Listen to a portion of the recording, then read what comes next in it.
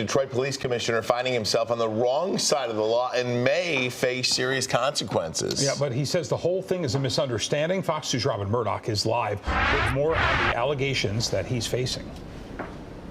Yeah, good morning, Ryan and Jay. You know, there are always two sides to a story, and this is two very different sides to this story. As you guys know, the Board of Police Commissioners, the whole idea behind this is to provide oversight for police officers to make sure that they are conducting themselves appropriately. Well, now it is a Detroit police commissioner whose conduct is in question. This after Commissioner Bryan Ferguson was cited for indecent and obscene conduct.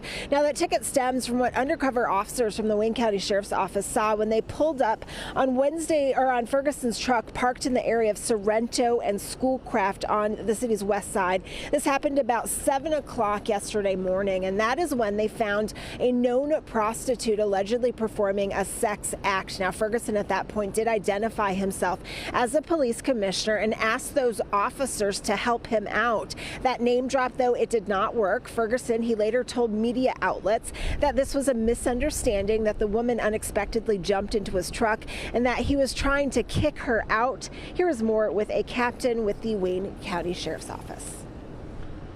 At that time, Mr. Bryan Ferguson stepped out, identified himself as a Detroit police commissioner. A title or position doesn't make him above the law.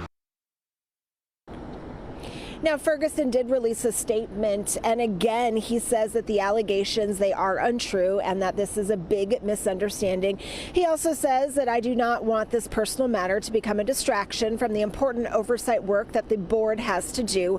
For that reason, I'm making the decision to step back from board meetings for a time, end quote. And there is a board meeting that is scheduled for later tonight.